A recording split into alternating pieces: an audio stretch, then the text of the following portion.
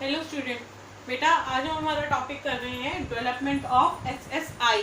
ठीक है, SSI means the small scale industries. ठीक है, देखो जो इंडस्ट्रियल ग्रोथ थी, ठीक है, उसको दो भागों में डिस्ट्रीब्यूट किया गया था। The process of industrialization has two broad dimension. ठीक है, फर्स्ट क्या था, growth of big industries, growth या फिर हम बोल सकते हैं large scale industry. Growth of large scale industry कौन कौन सी, जैसे आयरन एंड स्टील इंडस्ट्री, ठीक है, ट्रांसपोर्ट कम्युनिकेशन, ये किस लिए, इंफ्रास्ट्रक्चर फैसिलिटी के लिए। और दूसरी जो थी वो किसकी ग्रोथ की गई, SSI means the small scale industry, किस लिए, ताकि क्या हो सके, सोशल जस्टिस हो सके। ठीक है, तो क्या ओके। अब बात ये स्मॉल स्केल इंडस्ट्रीज क्या होती हैं। ठीक है, at present small scale industry वो होती है जिनकी जो कैपिटल होती है वो 5 करोड़ से कम हो। ठीक है, अप टू 5 करोड़। ठीक है, जो भी कंपनी एस्टेब्लिश कितने रुपए तक होगी, 5 करोड़ तक, वो कौन से में आएगी, हमारी स्मॉल स्केल इंडस्ट्रीज में। ठीक है, 1951 में, ये अब प्रेजेंटली डाटा है, एट प्रेजेंट। ठीक है, पास्ट में 1951 में ये कितनी थी बेटा, 5 लाख। 5 लाख से एक्सीड नहीं होनी चाहिए। ठीक है, कितनी होनी चाहिए, 5 लाख से ज्यादा। कब, 1951 में जब स्टार्टिंग की गई थी तो स्मॉल स्केल इंडस्ट्री क्या होती थी, जिनकी कैपिटल क्या होती थी, अप टू 5 लाख। लेकिन एट प्रेजेंट कितनी कर दी गई है, ये 5 करोड़ रुपीज। ठीक है, समझ में आ गया। Small scale industry is presently defined as one whose investment is not exceed rupees 5 crore. ठीक है, और in the beginning of planning कितनी थी ये, 5 लाख रुपीज। ठीक है, ये जो था, the role of small scale industry in achieving the goals of planning was underline by, ये किसने की थी, एक कर्व कमेटी थी।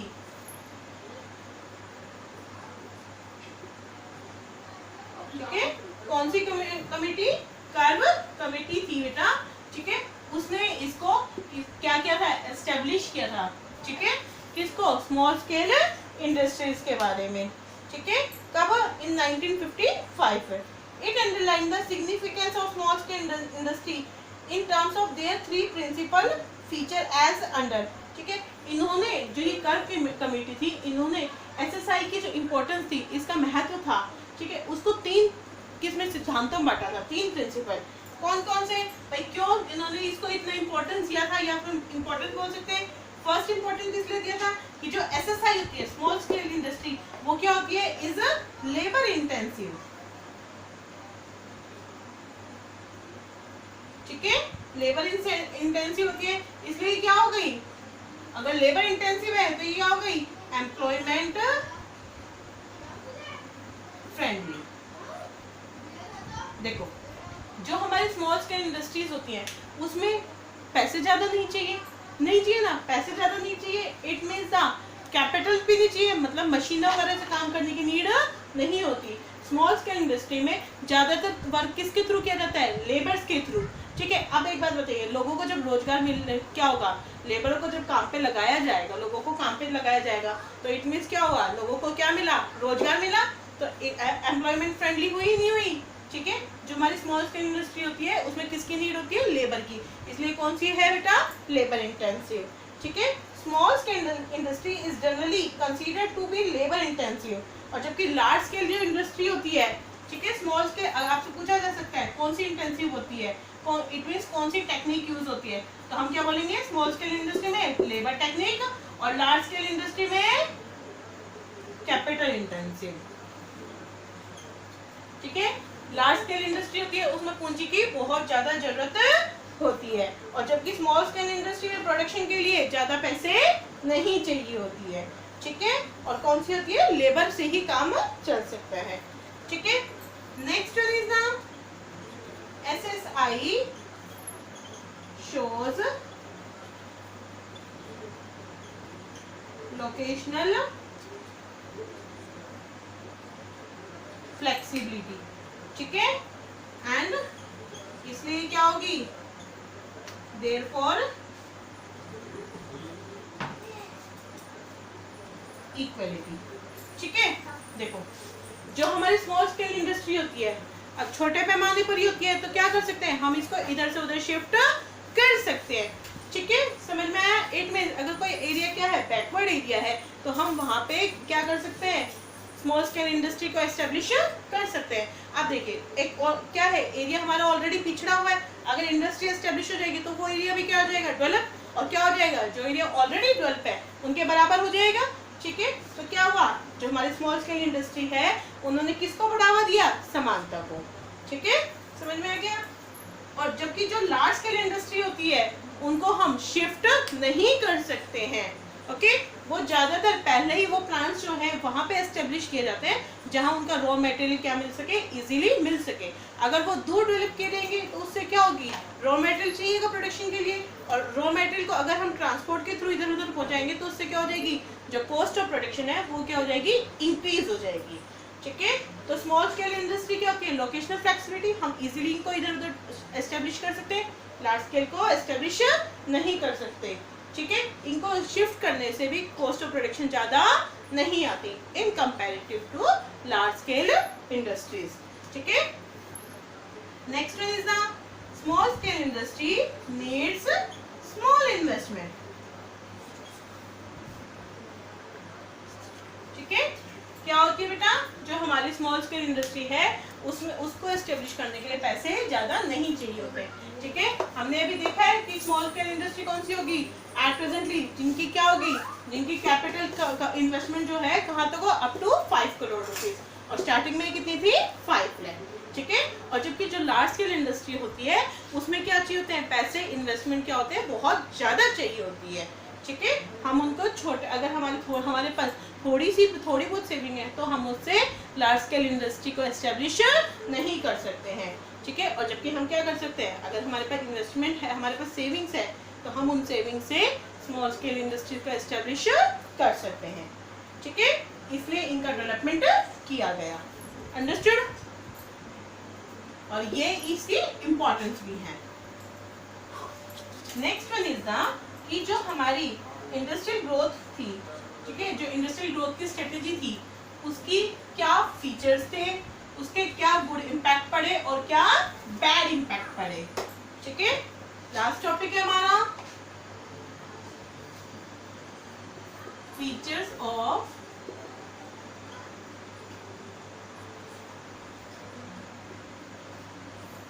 स्ट्रेटजी ऑफ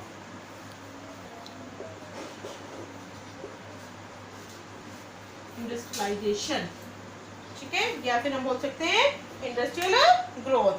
ठीक है, जो इंडस्ट्रियल ग्रोथ कब से कब तक हुआ, 1950 से 1990 तक, 1950 से 1990 तक जो हमारी इंडस्ट्रियलाइजेशन हुआ था, औद्योगिकरण हुआ था या फिर इंडस्ट्रियल ग्रोथ हुआ था। ठीक है, उसके क्या फीचर थे, उस नीति के क्या फीचर थे। ठीक है, सबसे पहला फीचर क्या था बेटा, जो हमारी इंडस्ट्रियलाइजेशन थी इसमें सबसे बड़ा रोल किसको दिया गया, प्राइमरी किसको दिया गया। ठीक है, सबसे ज्यादा इंपॉर्टेंस किसको दी गई, पब्लिक सेक्टर को, मींस द गवर्नमेंट सेक्टर को। ठीक है, प्राइवेट सेक्टर का कौन सा रोल था, प्राइवेट सेक्टर का बेटा सेकेंडरी रोल था। ठीक है, ये इसका एक फीचर था। ठीक है, फर्स्ट रोल किसका था, पब्लिक सेक्टर का। ठीक है, प्राइवेट सेक्टर कैसे काम कर रहा था, इसमें एक सेकेंडरी रोल की तरह। ठीक है, इसमें किसकी तरफ ध्यान दिया गया, सबसे ज्यादा इंपोर्ट सब्स्टिट्यूशन की तरफ। ठीक है, ये जो हमारी इंडस्ट्रियल ग्रोथ की जो नीति थी 1950 से 1990 के थ्रू, इसमें सबसे ज्यादा किसकी तरफ ध्यान दिया गया था, आयात प्रतिस्थापन, मींस जो हम दूसरे देशों से क्या करते हैं, आयात करते हैं, उनका प्रोडक्शन अपने यहाँ ही करो। ठीक है, नेक्स्ट वन इज इसमें क्या किया गया कि क्या की गई, कंपटीशन से प्रोटेक्शन फ्रॉम फॉरेन कंपटीशन। ठीक है, जो विदेशी हमारा क्या था, कंपटीशन था। ठीक है, प्रतियोगिताएं थी, उससे क्या किया गया, बचाया गया। ठीक है, कैसे कि क्या लगा दी, हैवी ड्यूटी लगा दी इंपोर्ट्स पे, एक कोटा निर्धारित कर दिया कि इससे ज्यादा आप इंपोर्ट नहीं कर सकते हो। ठीक है, समझ में आ गया। लार्ज स्केल और क्या किया गया, इसमें लार्ज स्केल इंडस्ट्रीज एस्टेब्लिश की गई।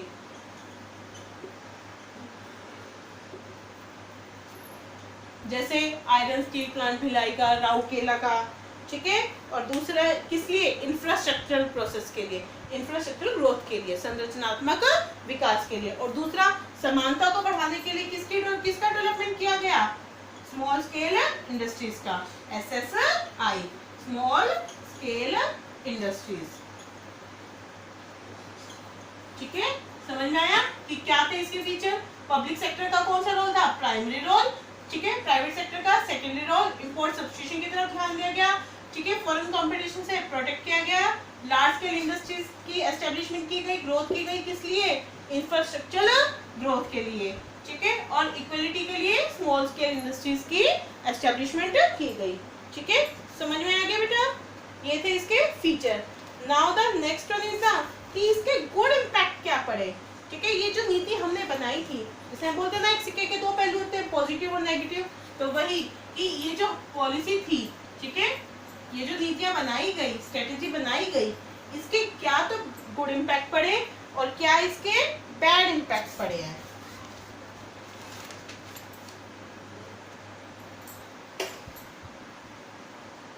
सबसे पहले हम करते हैं गुड इम्पैक्ट। ठीक है, जो 1950 से 1990 तक हमारी इंडस्ट्रियल ग्रोथ की नीतियां बनाई गई थी, इसके गुड इम्पैक्ट क्या पड़े। ठीक है, सबसे पहले गुड इम्पैक्ट क्या पड़ा, इससे हमारी जो जीडीपी थी वो इंक्रीज हुई, कितनी परसेंट, 6%। ठीक है, स्टार्टिंग में कितनी परसेंट इंक्रीमेंट हुई, 6%। Economic growth got a big push. ठीक है, इंडस्ट्रियल ग्रोथ से क्या हुआ, हमारी जो इकोनॉमिक ग्रोथ थी, आर्थिक जो विकास था, उसको एक बहुत बड़ा धक्का मिला। ठीक है, क्योंकि वो रुक गई थी, अंग्रेजों ने सब कुछ खत्म कर दिया था, ब्रिटिश ने। ठीक है, एक ग्रोथ की जरूरत थी। ठीक है, उससे क्या हुआ, ठीक है, क्या हुआ बेटा, इकोनॉमिक, इससे क्या मिला, एक बिग पुश मिला। ठीक है, क्योंकि बहुत जरूरत थी, वो सब कुछ क्या हो चुका था, खत्म सा हो चुका था। ठीक है, तो एक एनकरेजमेंट की जरूरत हम मान लें। जैसे कई बार होता है कि हम बहुत हतोत्साहित हो जाते हैं, हम निराश हो जाते हैं कि भाई कुछ नहीं आ रहा, और क्या होता है, कोई भी हमें एनकरेज करता है तो हम फिर से सोचते ना यार नहीं हम ये कर सकते हैं। ठीक है, तो वही चीज कि सब कुछ खत्म हो चुका था, तो ये जो इंडस्ट्रियल ग्रोथ थी, इसने क्या हुआ, एकदम से एनकरेज किया, इससे हमारी जीडीपी कितनी इंक्रीज हुई, 6%। ठीक है, समझ में आ गया बेटा, economic growth got a big push, industrial output recorded significant rise. ठीक है, next one is the diversification हुआ, विविधीकरण हुआ, किसका, इंडस्ट्रियल सेक्टर का। ठीक है, मतलब तरह तरह के उद्योग एस्टेब्लिश हुए, जैसे Rourkela plant, Bhilai steel plant. ठीक है, समझ में आ गया बेटा, ये सारे क्या हुए, एस्टेब्लिश हुए। साथ में हमें बहुत तरह के वैरायटी ऑफ गुड्स भी मिलने लगे। Understood, large scale industry development हुई। ठीक है, किस क्या हुआ बेटा, हमारी लार्ज स्केल इंडस्ट्रीज एस्टेब्लिश हुई इंफ्रास्ट्रक्चर ग्रोथ के लिए। ठीक है, इक्वलिटी के लिए स्मॉल स्केल इंडस्ट्रीज डेवलपमेंट हुई।